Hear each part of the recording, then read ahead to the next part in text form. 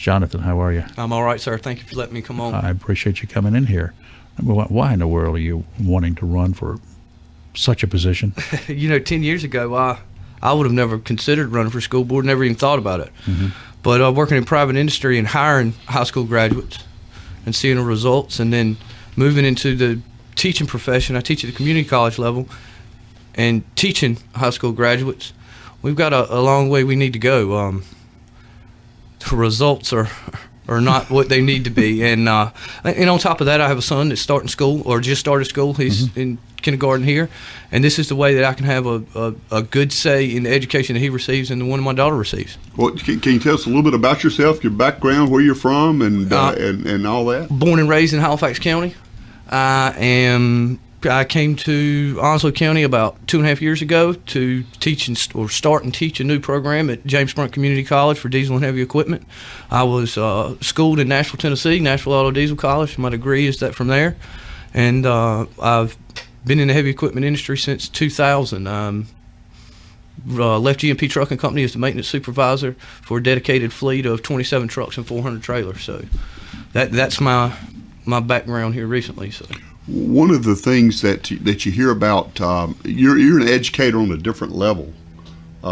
Maybe when I say that, I'm talking about one of the things that has happened in the course of Onslow County's Board of Education, for example, is you get a lot of folks that have been involved in the school system in some way, and they returned then as members of the Board of Education, educators who are involved in that. Is that a plus or a minus? What's your general feeling about educators on the board? You're at a different level, but also people who've been in the system and now are coming back to run the system. Well, I feel like it's a kind of plus and minus. I don't have the 30 years that some of those board members have in the education system, but I'm also not going to base my decisions, or I don't base my decisions off of what I saw 30 years ago. My decisions are being based off of what I'm seeing right now, of the graduates and the students that are coming out, because we do a lot of career and college promise. So I'm getting 11th graders, 12th graders, actual high school students right now.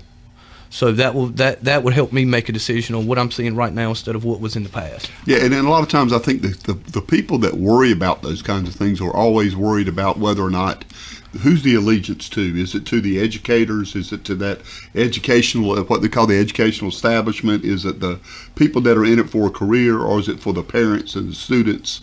Who's the basis of this? I mean, I'm not saying that career educators don't have, because I've known many very well, have been part of my family.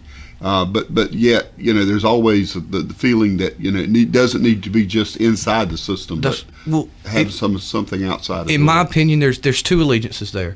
Your first allegiance is absolutely to the student, but after the student, your second allegiance is to business and industry, because your whole point in a high school diploma and moving on to our 2-year or 4-year technical degree is to get employed to become a useful member of society.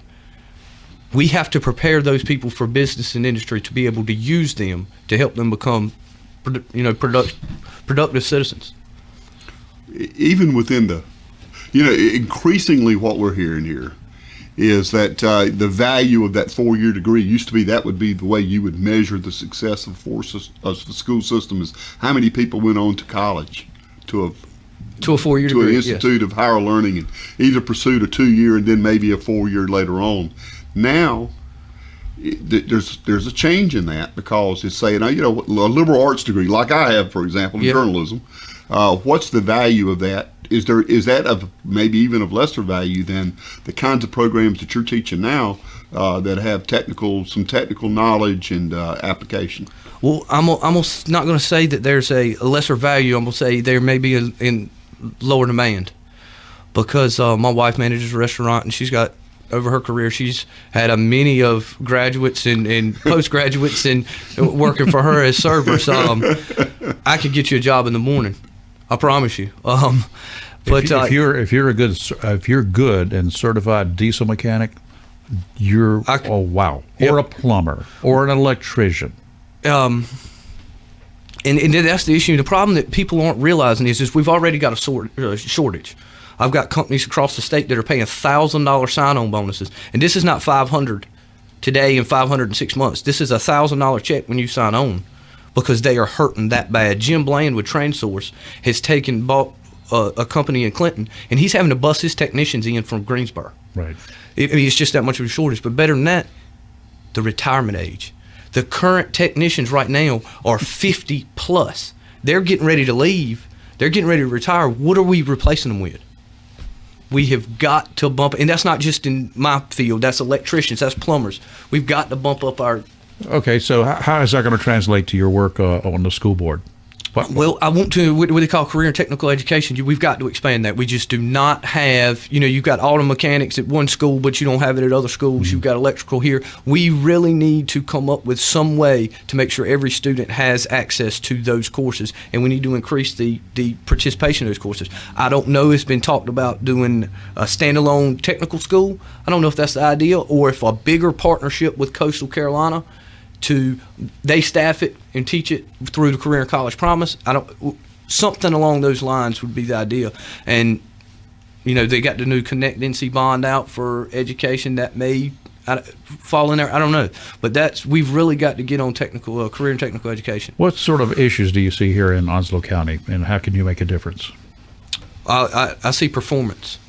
When I look at the numbers, and the state just sent them out at the beginning of December, and you've got barely over 50%. Not one of the 7 high schools in the state were ranked as more than 50% of their students at grade level.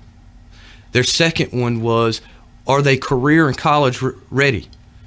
None of them ranked over 50% of their students as career and college ready. I mean, that's disturbing. Graduated from high school. But they're ranking at 85 and 90% graduation rate from these schools. Yet the scores and the percentages that the state's putting out is saying 53 and 54% are at grade level. 45%, 46% are career and college ready. I just don't understand how the math works out on that. What do you know about the school system? I think that would be the first thing that would come to my mind if I were looking at your candidacy, which you've been here 2.5 years. Yep.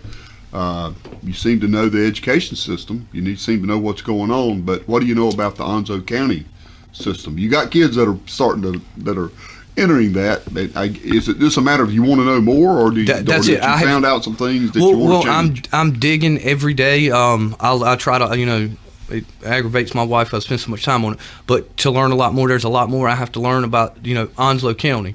But as far as in the school system, but as far as the education system, that's where my background's at. That's what I know. But there's a lot I need to learn as far as the individual schools. You think throwing money into the system is the answer? Absolutely not. And I can give you a awesome deal with that. Halifax County Schools, which is where I'm from, was taken over by the state. It's one big reason that helped me decide to move somewhere. But they were taken over by the state. They have one of the highest, well, if not the highest per pupil expenditure in the state. And they can't get over 30% proficiency. And they've been taken over by the highest per pupil expenditure. Wow. So money does not help at all. Judge Howard Manning in Raleigh came down and told them that they were committing educational genocide and spending our money doing it. What was your experience? Are you in agreement or disagreement? As far as what he was saying and what the state of I'm absolutely in agreement. Absolutely in agreement. I mean, it's dismal up there, which is, like I said, it really helped me decide I needed to do something else for my kids. So they've had 2 charters open up there that seem to be. What do you think about charter schools? I think charter schools is a great idea. I think public schools can learn a lot from charter schools. So you like it as an experiment or as an actual alternative? Oh, I like it as an alternative.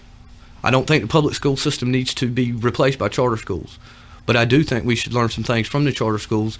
And if you notice it, and I'm going to say this, but I need to go back and really dig into it. I was reading last night that I think charter schools are held at a 60% proficiency rate. I don't. I wish I could research some of these things that you're throwing at us. Yeah. I can't do it. Somebody probably is. I'm pretty sure that they're held at a 60% proficiency rate because they just voted. The school board just voted to give new charters a 5-year window there to make proficiency, to make before they close them down. It used to be 2 years. If you didn't have it done in 2 years, they'd close you down. See, we don't close down public schools. If charter school doesn't make what they're supposed to make, they close them down, revoke their charter. So I think we could really get into learning some things from charter schools. They do it with less money, and they receive better results. Real quickly, one of the things, Rayford, that Mr. Merritt brought in was a pledge to. He's a term limit guy, I'm very much a term limit guy. and he's looking. He's got a sheet here that he is signing on to a 2-year term limit that he believes in. 2-year term. I'm sorry, A two-term limit. A 2-term limit. So I believe he wants to sign that on there. I That's what it says. absolutely want to sign on there. You have a pen. I do. And do you mind if I read it real quick? Do we have Go time? ahead. It says, I, Jonathan Merritt, pledge that as a member of the Onslow County Board of Education that I will limit my service to the citizens of Onslow County to no more than 2 terms, making way for fresh and innovative input. I further pledge to support term limits at all levels of government, from other local races to North Carolina House of Representatives, Senate members, up to offices in the United States House of Representatives and the United States Senate. I further urge candidates for local, state, and federal offices to do the same. And I'm going to sign that now. We need to have everybody else who comes in sign that. I don't know if that's a. Would you mind witnessing for me? Done deal. I can witness anything. I don't necessarily want to say that I'm in a agreement or disagreement, even though I happen to be in a agreement on. I've often gone back and forth personally in writing editorials about. I mean, I like the term limit movement. I do. Yeah, we got to wrap here. Jonathan, thank you for coming in, sir. I appreciate you for having me. Thank right. you so much. And we'll talk to you later about it. No, absolutely, no doubt. Interesting candidacy. Good luck. We got to take a break. When we come back, we got a lot we got to talk about. You're live and local, the morning show on Thunder Country 96.3. Don't go very far. We'll be right back.